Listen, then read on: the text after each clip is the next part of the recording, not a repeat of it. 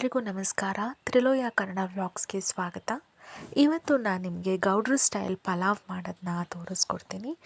ಇದಕ್ಕೆ ನಾನು ಇಲ್ಲಿ ಅರ್ಧ ಕೆಜಿಯಷ್ಟು ಚಿಕನನ್ನು ತೊಗೊಂಡಿದ್ದೀನಿ. ಹಾಗೆ ಮಿಕ್ಸಿಗೆ ಏನೇನು ಐಟಮ್ಸ್ ಏನೇನು ಇಂಗ್ರೀಡಿಯೆಂಟ್ಸ್ ಹಾಕಬೇಕು ಅಂತ ತೋರಿಸ್ಕೊಡ್ತೀನಿ. ಇಲ್ಲಿ ನಾನು 1 ಈರುಳ್ಳಿ, 9ರಿಂದ 10 ಹಸಿಮೆಣಸಿನ್ಕಾಯಿ, ಹಾಗೆ 1 ಬೌಲಷ್ಟು ಕಾಯಿಯನ್ನು ಚಿಕ್ಕದಾಗಿ ಅಂದರೆ ಒಂದು ಉದ್ದ ಲೇಯರ್ಗೆ ಕಟ್ ಮಾಡಿಟ್ಕೊಂಡಿದ್ದೀನಿ. ಹಾಗೆ ಬೆಳ್ಳುಳ್ಳಿ, ಶುಂಠಿ, ಕೊತ್ತಂಬರಿ ಸೊಪ್ಪು, 1 ಬೌಲಷ್ಟು ಪುದೀನ, 1 ನಿಂಬೆಹಣ್ಣು. ಹಾಗೆ ಇಲ್ಲಿ ನಾನು ಒಗ್ಗರಣೆಗೆ ಅಂತ ಹೇಳಿ ಬಿರಿಯಾನಿ ಅಥವಾ ಪಲಾವ್ ಐಟಮ್ಸನ್ನು ಹಾಕ್ಕೊಂಡಿದ್ದೀನಿ. ಇಲ್ಲಿ ನಾನು ಚಕ್ಕೆ, ಲವಂಗ, ಗಸಗಸೆ, ಅರಿಶಿಣ ಇದನ್ನು ಕೂಡ ರೆಡಿ ಮಾಡಿ ಇಟ್ಕೊಂಡಿದ್ದೀನಿ. ಹಾಗೆ ಮೇನ್ ಇವತ್ತಿನ ಸ್ಪೆಷಲ್ ರೆಸಿಪಿ ಪಲಾವ್ಗೆ ಎಣ್ಣೆ ಹಾಗೆ ತುಪ್ಪ. ಹಾಗೆ ಇಲ್ಲಿ ನಾನು 2 ಗ್ಲಾಸಷ್ಟು ಬಿರಿಯಾನಿ ಅಕ್ಕಿಯನ್ನು ಇಟ್ಕೊಂಡಿದ್ದೀನಿ. ಹಾಗೆ ದೊಡ್ಡದಾಗಿ ಉದ್ದುದ್ದಕ್ಕೆ ಹಚ್ಚಿರುವಂತಹ 1 ಈರುಳ್ಳಿ, ದೊಡ್ಡ ಈರುಳ್ಳಿಯನ್ನು ನಾನು ಹಚ್ಚಿ ಇಟ್ಕೊಂಡಿದ್ದೀನಿ. ಮೊದಲಿಗೆ ಇಲ್ಲಿ ನಾನು ಒಂದು ಪ್ಯಾನನ್ನು ಇಟ್ಕೊಂಡು ಇದಕ್ಕೆ 3ರಿಂದ 4 ಸ್ಪೂನಷ್ಟು ಚಿಕ್ಕ ಸ್ಪೂನಷ್ಟು ಎಣ್ಣೆನ ನಾನು ಹಾಕ್ಕೊಂಡಿದ್ದೀನಿ. ಇಲ್ಲಿ ನಾನು ಹಾಗೆ ಮ್ಯಾನ್ಯುಯಲ್ ಅಂದರೆ ರ್ಯಾಂಡಮ್ ಆಗಿ ಹಾಕ್ಕೊಂಡೆ, ಬಟ್ ನೀವು ಒಂದು 3ರಿಂದ 4 ಚಿಕ್ಕ ಸೈಜ್ ಟೇಬಲ್ ಸ್ಪೂನ್ ಯಾವುದಾದ್ರೂ ಇದ್ದರೆ ಅದಕ್ಕೆ ಎಣ್ಣೆನ ಹಾಕೋಬೋದು.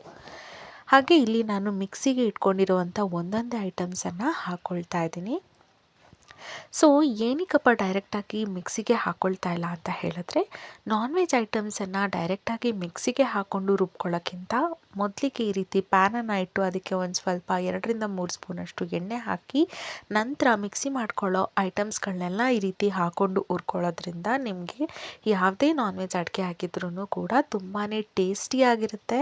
ನಿಮಗೆ ಆ ಡಿಫ್ರೆನ್ಸ್ ಗೊತ್ತಾಗುತ್ತೆ. ಡೈರೆಕ್ಟಾಗಿ ಮಿಕ್ಸಿಗೆ ಹಾಕ್ಕೊಂಡು ನೀವು ಅದನ್ನು ತಿನ್ನೋಕ್ಕಿಂತ ಈ ಥರ ಹುರ್ಕೊಂಡು ಮಿಕ್ಸಿ ಮಾಡಿಕೊಂಡ್ರೆ ಅದರಲ್ಲಿ ಇರೋ ರುಚಿನೇ ಬೇರೆ. ಅದು ಡಿಫ್ರೆನ್ಸ್ ನಿಮಗೂ ಕೂಡ ಗೊತ್ತಾಗುತ್ತೆ. ಸೊ ಈ ರೀತಿ ನೀವು ಕೂಡ ಟ್ರೈ ಮಾಡಿ.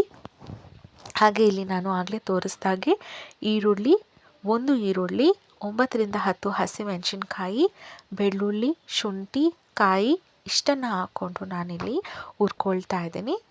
ಸೊ ಈ ಥರ ಒಂದು 2 ನಿಮಿಷ ಹುರ್ಕೊಂಡು ನಂತರ ಮಿಕ್ಸಿಗೆ ಏನೇನು ಐಟಮ್ಸ್ ಇದೆ ಅದನ್ನು ಒಂದೊಂದೇ ಹಾಕ್ಕೊಂಡು ನೀವು ಹಾಗೆ ಸ್ವಲ್ಪ ಸಮಯನ ತಗೊಂಡು ಹುರ್ಕೋತಾ ಇರಬೇಕು. ಈಗ ನಾನಿಲ್ಲಿ ಲವಂಗನ ಹಾಕ್ಕೊಳ್ತಾ ಇದ್ದೀನಿ. ಒಂದು 10ರಿಂದ 11 ಲವಂಗನ ಹಾಕ್ಕೊಂಡಿದ್ದೀನಿ. ಹಾಗೆ ಒಂದು 3 ದೊಡ್ಡ ಲವಂಗ ಚಕ್ಕೆಯನ್ನು ನಾನಿಲ್ಲಿ ಹಾಕ್ಕೊಳ್ತಾ ಇದ್ದೀನಿ. ಸೊ ಲವಂಗ ಮತ್ತು ಚಕ್ಕೆನ ಹಾಕ್ಕೊಂಡಿದ್ದೀನಿ.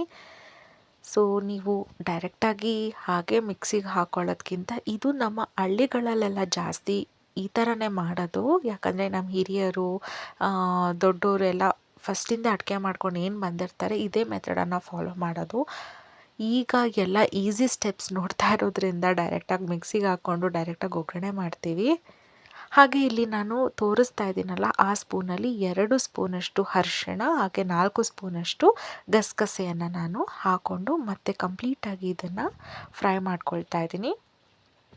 ಹಾಗೆ ತೋರಿಸ್ದಾಗೆ ನಾನಿಲ್ಲಿ 1 ಬೌಲಷ್ಟು ಪುದೀನ ಹಾಗೆ 1 ಬೌಲಷ್ಟು ಕೊತ್ತಂಬರಿ ಸೊಪ್ಪನ್ನು ಹಾಕ್ಕೊಂಡು ಇದನ್ನು ಹುರ್ಕೊಳ್ತಾ ಇದ್ದೀನಿ. ಹಾಗೆ ನಿಮಗೆ ಹೇಳ್ತಾ ಇದೆ, ನಮ್ಮ ಹಿರಿಯರು ಹಾಗೆ ಹಳ್ಳಿಗಳಲ್ಲಿ ಈಗಲೂ ಕೂಡ ಇದೇ ಮೆಥಡನ್ನು ಫಾಲೋ ಮಾಡ್ತಾರೆ. ಸೊ ಆದರೆ ಅವರು ಮಿಕ್ಸಿಗೂ ಹಾಕ್ಕೊಳ್ಳಲ್ಲ, ಹಾಗೆ ಕೈಯಲ್ಲೇ ರುಬ್ತಾರೆ. ಅದು ಇನ್ನೂ ಕೂಡ ತುಂಬಾ ಚೆನ್ನಾಗಿರುತ್ತೆ.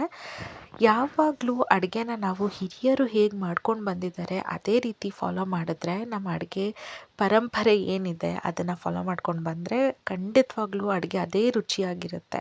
ಆದರೆ ಇವಾಗಿನ ಜನ್ರೇಷನಲ್ಲಿ ಎಲ್ಲನೂ ಬೇಗ ಆಗಿಬಿಡ್ಬೇಕು, ಆ ಕೆಲಸ ಈ ಕೆಲಸ ಅನ್ನೋ ಜಂಜಾಟದಲ್ಲಿ ಅಡುಗೆ ಒಂದು ಸತಿ ಆಗಿಬಿಟ್ರೆ ಸಾಕು, ಏನೋ ತಿಂದರೆ ಸಾಕು ಅಂತ ಇರ್ತೀವಿ. ಸೊ ಆ ರೀತಿ ಮಾಡೋದಕ್ಕಿಂತ ಎಷ್ಟೇ ಕೆಲಸ ಇದ್ರೂ ತಾಳ್ಮೆಯಿಂದ ಅಡುಗೆ ಮಾಡಿದ್ರೆ ಖಂಡಿತವಾಗ್ಲೂ ಅದು ರುಚಿಯಾಗಿರುತ್ತೆ. ಸ್ವಲ್ಪ ಸಮಯ ಅವಕಾಶವನ್ನು ನೀವು ಕೊಟ್ಟು ನೀವು ನೋಡಿಕೊಂಡು ಅಡುಗೆ ಮಾಡಿದ್ರೆ ತುಂಬಾ ರುಚಿಯಾಗಿರುತ್ತೆ.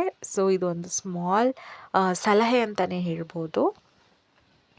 ಹಾಗೆ ಇಲ್ಲಿ ನಾನು 2 ಸ್ಪೂನಷ್ಟು ಮಟನ್ ಸಾರು ಪುಡಿಯನ್ನು ಹಾಕ್ಕೊಳ್ತಾ ಇದ್ದೀನಿ. ಮಟನ್ ಸಾರು ಪುಡಿ ಅಂತ ಹೇಳಿದ್ರೆ ನಿಮ್ಮೆಲ್ರಿಗೂ ಗೊತ್ತಿರುತ್ತೆ, ಹಸಿಮೆಣ್ಸಿನ್ಕಾಯಿ ಹಾಗೆ ಧನಿಯಾ ಪೌಡರ್ ಮಿಕ್ಸ್ ಮಾಡ್ಕೊಂಡಿರೋದು. ಸೊ ನಾನ್ ವೆಜ್ ಪೌಡರ್ ಅಂತಲೇ ಹೇಳ್ಬೋದು. ಸೊ ನಾವು ಯೂಶ್ವಲಿ ಅದನ್ನು ಮಟನ್ ಸಾರು ಪುಡಿ ಅಂತ ಹೇಳ್ತೀವಿ. ಹಾಗೆ ಇಲ್ಲಿ ನಾನು ಆಗಲೇ ತೋರಿಸ್ದಾಗೆ 8ರಿಂದ 10 ಹಸಿಮೆಣ್ಸಿನ್ಕಾಯಿನ ಹಾಕ್ಕೊಂಡಿದ್ದೀನಿ. ಹಾಗೆ 2 ಸ್ಪೂನಷ್ಟು ಮಟನ್ ಸಾರು ಮಸಾಲೆ ಪುಡಿಯನ್ನು ಕೂಡ ನಾನು ಹಾಕ್ಕೊಂಡಿದ್ದೀನಿ. ಸೊ ನೀವು ನೋಡಿಕೊಂಡು ಖಾರನ ಹಾಕ್ಕೊಳ್ಳಿ. ಇಲ್ಲಿ ನಾನು ಸ್ವಲ್ಪ ಚಳಿ ಇರೋದ್ರಿಂದ ಖಾರ ಜಾಸ್ತಿ ಹಾಕಿ ಮಾಡ್ತಾಯಿದ್ದೀನಿ. ಹಾಗೆ ನಮ್ಮ ಮನೆಯಲ್ಲಿ ಸ್ವಲ್ಪ ಖಾರ ಜಾಸ್ತಿ ತಿನ್ನೋದ್ರಿಂದ ಖಾರ ಜಾಸ್ತಿ ಹಾಕ್ತಾಯಿದ್ದೀನಿ. ನೀವು ನೋಡಿಕೊಂಡು ನಿಮ್ಮ ಮನೇಲಿ ಹೇಗೆ ಖಾರ ಮಾಡ್ತೀರಾ ಹಾಗೆ ನೋಡಿಕೊಂಡು ಖಾರನ ಹಾಕ್ಕೊಳ್ಳಿ. ಹಾಗೆ ಇಲ್ಲಿ ನಾನು ಅದನ್ನು ತಣ್ಣಗಾದ್ಮೇಲೆ ಮಿಕ್ಸಿ ಮಾಡ್ಕೊಂಡಿದ್ದೀನಿ. ನೋಡಿ ಈ ಕನ್ಸಿಸ್ಟೆನ್ಸಿಲಿ ನಾನು ಮಿಕ್ಸಿ ಮಾಡ್ಕೊಂಡಿದ್ದೀನಿ. ಅಂದರೆ ತುಂಬಾ ಅದು ತರಿ ತರಿ ಸಿಗಬಾರ್ದು, ಪಲಾವ್ಗೆ ಚೆನ್ನಾಗಿರಲ್ಲ. ಕಂಪ್ಲೀಟಾಗಿ ಅದು ಪೇಸ್ಟ್ ಆಗಬೇಕು. ಆಗಲೇ ನಾನು ಮಾಡ್ತಾ ಇರೋ ಪಲಾವ್ಗೆ ರುಚಿ ಜಾಸ್ತಿ ಆಗುತ್ತೆ. ತರಿ ತರಿ ಸಿಕ್ಕಿದ್ರೆ ಅದು ನಾವು ಮಸಾಲೆನ ಫ್ರೈ ಮಾಡುವಾಗ ಅದು ತರಿ ತರಿಯಾಗಿ ಉಳಿದು ಬಿಡುತ್ತೆ. ಕಂಪ್ಲೀಟಾಗಿ ಕಾಯಿ ಎಲ್ಲ ಏನಿದೆ ಅದು ಪೇಸ್ಟ್ ಆಗಬೇಕು. ಹಾಗೆ ನಾನಿಲ್ಲಿ ಒಂದು ಕುಕ್ಕರನ್ನು ಇಟ್ಕೊಂಡು ಇಲ್ಲಿ 4ರಿಂದ 5 ಸ್ಪೂನಷ್ಟು ಎಣ್ಣೆನ ಹಾಕ್ಕೊಳ್ತಾ ಇದ್ದೀನಿ. ಹಾಗೆ ಇಲ್ಲಿ ನಾನು 3 ಸ್ಪೂನಷ್ಟು ತುಪ್ಪನ ಹಾಕ್ಕೊಳ್ತಾ ಇದ್ದೀನಿ. ಏನಪ್ಪ ಅಷ್ಟೊಂದು ತುಪ್ಪ ಎಣ್ಣೆ ಅಂತ ತಲೆ ಕೆಡ್ಸ್ಕೊಳಕ್ಕೆ ಹೋಗಬೇಡಿ. ಅಂದರೆ ಏನಾಗುತ್ತೆ ಲೈಕ್ ಇವಾಗೆಲ್ಲ ಹೆಲ್ತ್ ಕಾನ್ಷಿಯಸ್ ಡಯಟ್ ಕಾನ್ಷಿಯಸ್ ಎಲ್ಲ ಜಾಸ್ತಿ. ಬಟ್ ನಾನ್ ವೆಜ್ಜಿಗೆ ಎಣ್ಣೆ ತುಪ್ಪ ಎಲ್ಲ ಜಾಸ್ತಿ ಇದ್ರೇ ಅದು ರುಚಿಯಾಗಿರೋದು. ಸೊ ಯಾರೆಲ್ಲ ಡಯಟ್ ಮಾಡ್ತಾ ಇದ್ದೀರಾ ಈ ಗೌಟು ಸ್ಟೈಲ್ ಪಲಾವ್ನ ತಿಂದ ಮೇಲೆ ಡಯಟ್ ಮಾಡ್ಬೋದು ಅಂತ ಹೇಳಿದ್ರೆ ನೀವು ಕೂಡ ಇದನ್ನು ಟ್ರೈ ಮಾಡಿ ನನಗೆ ಕಮೆಂಟ್ ಸೆಕ್ಷನಲ್ಲಿ ತಿಳಿಸಿ ಹೇಗಿತ್ತು ಅಂತ ಟ್ರೈ ಮಾಡಿದರೆ. ಹಾಗೆ ಇಲ್ಲಿ ಎಣ್ಣೆ ಕಾದ ನಂತರ ನಾನು ಪಲಾವ್ ಐಟಮ್ಸನ್ನು ನಾನು ಇಲ್ಲಿ ಹಾಕ್ಕೊಳ್ತಾ ಇದ್ದೀನಿ. ಹಾಕ್ಕೊಂಡು ಅದನ್ನು ಸ್ವಲ್ಪ ಫ್ರೈ ಮಾಡ್ಕೊಳ್ತೀನಿ. ಸೊ ಎಲ್ಲ ಒಗ್ಗರಣೆ ಅಂತ ಹೇಳಿದ ಮಾತ್ರಕ್ಕೆ ಎಣ್ಣೆ ಕಾದ್ಮೇಲೆಲ್ಲ ಒಟ್ಟೊಟ್ಟಿಗೆ ಹಾಕಬಾರ್ದು. ಒಂಚೂರು 2 ಸೆಕೆಂಡ್ 3 ಸೆಕೆಂಡ್ ಫ್ರೈ ಮಾಡ್ಕೊಂಡು ಒಂದೊಂದೇ ಐಟಮ್ಸನ್ನು ಹಾಕ್ಕೋಬೇಕು. ಹಾಗೆ ಇಲ್ಲಿ ನಾನು ತೋರಿಸ್ದಾಗೆ ಸ್ವಲ್ಪ ದೊಡ್ಡದಾಗಿ ಹಚ್ಕೊಂಡಿರುವಂಥ ಈರುಳ್ಳಿಯನ್ನು ನಾನು ಒಗ್ಗರಣೆಗೆ ಹಾಕ್ಕೊಳ್ತಾ ಇದ್ದೀನಿ. ಇದನ್ನು ಕೂಡ ಹಾಕ್ಕೊಂಡು ನಾನಿವಾಗ ಪಲಾವ್ ಐಟಮ್ಸ್ ಹಾಗೆ ಆನಿಯನ್ ದೊಡ್ಡದಾಗಿ ಹಚ್ಕೊಂಡಿರ್ತೀನಲ್ಲ ಅದನ್ನು ಕಂಪ್ಲೀಟಾಗಿ ಈ ಥರ ಫ್ರೈ ಮಾಡ್ಕೊಳ್ತಾ ಇದ್ದೀನಿ. ಹಾಗೆ ನಮಗೆ ಗೊತ್ತಿರೋ ಅಂಥದ್ದು ಒಂದು ವಿಷಯ ಏನು ಅಂತ ಹೇಳಿದ್ರೆ ಈರುಳ್ಳಿ ಬಗ್ಗೆ. ಅದು ಗೋಲ್ಡನ್ ಬ್ರೌನ್, ಯಾವುದೇ ಅಡುಗೆಗೆ ನಾವು ಈರುಳ್ಳಿ ಯೂಸ್ ಮಾಡಿದ್ರೆ ಅದು ಗೋಲ್ಡನ್ ಬ್ರೌನ್ ಬರೋವರೆಗೂ ನಾವು ಚೆನ್ನಾಗಿ ಹುರ್ಕೋತಾ ಇರಬೇಕು ಅಂತ. ಹಾಗಾಗಿ ಅದು ನಾನು ಗೋಲ್ಡನ್ ಬ್ರೌನ್ ಬರೋವರೆಗೂ ನಾನು ಈರುಳ್ಳಿಯನ್ನು ಹುರ್ಕೊಳ್ತೀನಿ. ಹಾಗೆ ನೆಕ್ಸ್ಟ್ ಸ್ಟೆಪ್ ಏನು ಅಂತ ಹೇಳಿದ್ರೆ ಇದು ಚೆನ್ನಾಗಿ ನಾವು ಈರುಳ್ಳಿ ಎಲ್ಲ ಹುರ್ಕೊಂಡಿದ ನಂತರ ನೆಕ್ಸ್ಟ್ ಸ್ಟೆಪ್ ಬಂದು ನಾನು ಇಲ್ಲಿ ಅರ್ಧ KGಯಷ್ಟು ಚಿಕನ್ ಏನಿದೆ ಅದನ್ನು ಕೂಡ ನಾನು ನೋಡ್ತಾ ಇದ್ದೀರಾ ಸೈಡಲ್ಲಿ ರೆಡಿ ಮಾಡಿ ಇಟ್ಕೊಂಡಿದ್ದೀನಿ. ಇದು ಕಂಪ್ಲೀಟಾಗಿ ಬೆಂದ ನಂತರ ನಾನು ಚಿಕನನ್ನು ಹಾಕ್ಕೊಳ್ತೀನಿ. ಹಾಗೆ ಯಾರಿಗೆಲ್ಲ ಬಿರಿಯಾನಿ ತುಂಬ ಇಷ್ಟ ಅಂತ ಕೂಡ ನನಗೆ ತಿಳಿಸಿ. ಹಾಗೆ ಯಾವ್ಯಾವ ಸ್ಟೈಲ್ ಬಿರಿಯಾನಿ ಇದೆ ಅಂತ ನಿಮಗೂ ಗೊತ್ತಿದ್ದರೆ ನನಗೂ ಕೂಡ ಕಮೆಂಟ್ ಬಾಕ್ಸಲ್ಲಿ ತಿಳಿಸ್ಕೊಡಿ. ಇವಾಗೆಲ್ಲ ಬಿರಿಯಾನಿ ತುಂಬಾ ಫೇಮಸ್ ಆಗಿದೆ. ಏನೇನೋ ಹೆಸರು ಇರುತ್ತೆ ಬಿರಿಯಾನಿಗಳಿಗೆ. ದಮ್ ಬಿರಿಯಾನಿ ಅಂತ ಆಗಿರ್ಬೋದು, ಹೈದ್ರಾಬಾದಿ ಬಿರಿಯಾನಿ ಆಗಿರ್ಬೋದು, ವೆಜ್ ಬಿರಿಯಾನಿ ಆ ಥರ ಎಲ್ಲ ಇರುತ್ತೆ. ಬಟ್ ನಾನಿಲ್ಲಿ ಮಾಡ್ತಾ ಇರೋದು ಗೌಡ್ರ ಸ್ಟೈಲ್ ಪಲಾವ್. ಇಲ್ಲಿ ನಾನು ಅರ್ಧ KGಯಷ್ಟು ಚಿಕನ್ ತೊಗೊಂಡಿದ್ದೀನಿ ಅಂತ ಹೇಳಿದ್ದೆ. ಸೊ ಇವಾಗ ಕಂಪ್ಲೀಟಾಗಿ ಗೋಲ್ಡನ್ ಬ್ರೌನಿಗೆ ತಿರುಗಿದೆ. ಈರುಳ್ಳಿ ಬೆಂದ ನಂತರ ನಾನಿಲ್ಲಿ ಚಿಕನನ್ನು ಹಾಕ್ಕೊಳ್ತಾ ಇದ್ದೀನಿ. ಸೊ ಕಂಪ್ಲೀಟಾಗಿ ಒಂದೇ ಇನ್ಸ್ಟೆಂಟಿಗೆ ಅದು ಚಿಕನನ್ನು ಹಾಕ್ಕೋಬಾರ್ದು. ಕೈಯಲ್ಲಿ 1 2 3 ಈ ರೀತಿ ಹಾಕ್ಕೋಬೇಕು. ಸೊ ಚಿಕನನ್ನು ಹಾಕ್ಕೊಂಡಿದ ನಂತರ ಕೂಡ ಒಂದು 5ರಿಂದ 6 ನಿಮಿಷ ನಾವು ಅದನ್ನು ಈ ಥರ ಬೇಯಿಸ್ಕೋಬೇಕು. ಲಾಸ್ಟಲ್ಲಿ ನಾವು ಪಲಾವ್ಗೆ ವಿಶಿಲ್ ಕೊಡ್ತೀವಿ, ಅದು ಬೆಂದಿರುತ್ತೆ ಗೊತ್ತಾಗುತ್ತೆ ಎಲ್ಲ ಹೌದು. ಆದರೆ ಏನೇ ಒಂದು ಒಗ್ಗರಣೆಗೆ ಹಾಕ್ಕೊಳ್ಳುವಾಗಲೂ ಒಂದು ಸ್ವಲ್ಪ ಸಮಯ ಕೊಟ್ಟು ಈ ರೀತಿ ಅದನ್ನು ಹುರ್ಕೊಂಡ್ರೆ ಅದು ರುಚಿ ಚೆನ್ನಾಗಿರುತ್ತೆ. ಸೊ ಇದರಲ್ಲಿ ನಮಗೇನು ಅರ್ಥ ಆಗುತ್ತೆ ಅಂತ ಹೇಳಿದ್ರೆ ನಾವು ಹುರ್ಕೊಂಡಷ್ಟು ನಾನ್ ವೆಜ್ ಔಟ್ಪುಟ್ ಏನು ಬರುತ್ತೆ ಲಾಸ್ಟಲ್ಲಿ ನಾವು ಟೇಸ್ಟ್ ಮಾಡುವಾಗ ಅದು ತುಂಬಾ ಚೆನ್ನಾಗಿರುತ್ತೆ. ಹಾಗೆ ಇಲ್ಲಿ ನಾನು ಚಿಕನ್ ಕಂಪ್ಲೀಟಾಗಿ ಹುರ್ಕೊಂಡ್ಮೇಲೆ ಇವಾಗ ಮಿಕ್ಸಿ ಮಾಡಿರುವಂಥ ಮಸಾಲೆನ ನಾನಿಲ್ಲಿ ಹಾಕ್ಕೊಳ್ತಾ ಇದ್ದೀನಿ. ಹಾಗೆ ನಾನಿಲ್ಲಿ 2 ಗ್ಲಾಸಷ್ಟು ಅಕ್ಕಿನ ತೊಗೊಂಡಿದ್ದೀನಿ. ಸೊ ಕ್ವಾಂಟಿಟಿ ಎಲ್ರಿಗೂ ಗೊತ್ತಿರೋ ಹಾಗೆ 2 ಗ್ಲಾಸ್ ಅಕ್ಕಿಗೆ ನಾವು 4 ಗ್ಲಾಸಷ್ಟು ನೀರನ್ನು ಹಾಕ್ಕೋಬೇಕು. ಆದರೆ ನಾನಿಲ್ಲಿ 2 ಗ್ಲಾಸ್ಗೆ 4 ಗ್ಲಾಸ್ ನೀರನ್ನು ಹಾಕ್ಕೊಳ್ಳೋದ್ರ ಜೊತೆಗೆ 1 ಗ್ಲಾಸಷ್ಟು ಎಕ್ಸ್ಟ್ರಾ ನೀರನ್ನು ಹಾಕ್ಕೊಳ್ತಾ ಇದ್ದೀನಿ, ಅದು ಮಸಾಲೆಗೆ. ಸೊ ಮಸಾಲೆ ಎಲ್ಲನೂ ಚೆನ್ನಾಗಿ ನಾನು ಮಿಕ್ಸಿಲಿ ಏನಿದೆ ಆ ಮಸಾಲೆಗೆ ನಾನು 1 ಗ್ಲಾಸಷ್ಟು ನೀರನ್ನು ಹಾಕ್ಕೊಂಡಿದ್ದೀನಿ. ಸೊ ಟೋಟಲಾಗಿ ನಾನಿಲ್ಲಿ 5 ಗ್ಲಾಸಷ್ಟು ನೀರನ್ನು ಹಾಕ್ಕೊಳ್ತಾ ಇದ್ದೀನಿ.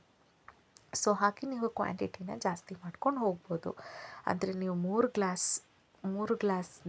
ಅಕ್ಕಿ ತಗೊಂಡ್ರೆ ಅದಕ್ಕೆ ನೀವು 6 ಗ್ಲಾಸಷ್ಟು ನೀರನ್ನು ಉಪಯೋಗಿಸ್ಬೇಕು, ಪ್ಲಸ್ 1 ಮಸಾಲೆ ನೀರು.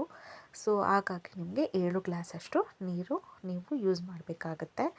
ಅದು ಎಕ್ಸಾಂಪಲ್ ಹೇಳಿದ್ದು. ಇಲ್ಲಿ ನಾನು ತಗೊಂಡಿರೋದು 2 ಗ್ಲಾಸಷ್ಟು ರೈಸ್, ಹಾಗಾಗಿ ಇಲ್ಲಿ ನಾನು 4 ಗ್ಲಾಸಷ್ಟು ನೀರನ್ನು ಹಾಕ್ಕೊಂಡು ಆಗಲೇ ನಿಮಗೆ ತೋರಿಸ್ದಾಗೆ 1 ಗ್ಲಾಸ್ ಮಸಾಲೆ ನೀರನ್ನು ಹಾಕ್ಕೊಂಡಿದ್ದೀನಿ.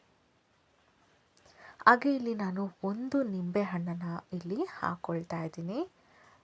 ಸೊ ಹುಳಿ, ಉಪ್ಪು, ಖಾರ ಜಾಸ್ತಿ ಚೆನ್ನಾಗಿದ್ರೇ ಒಂದು ಅಡುಗೆಗೆ ರುಚಿ ಅಂತ ಹೇಳ್ಬೋದು.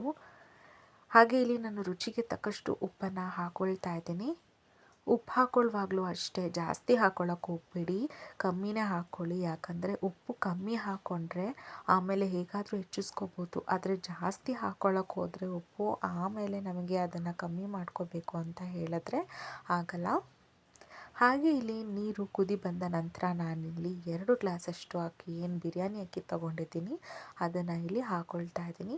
ಇದನ್ನು ಕೂಡ ಒಂದೇ ಸತಿ ಹಾಕೋಬಿಡ್ಬಾರ್ದು, ಸ್ವಲ್ಪ ಉದುರಿಸಿ ಈ ಥರ ಹಾಕ್ಕೋಬೇಕು. ಸೊ ಅದು ಎಲ್ಲ ಕಡೆನೂ ಹೋಗಿ ಚೆನ್ನಾಗಿ ಮಿಕ್ಸ್ ಆಗುತ್ತೆ ಅಂತ.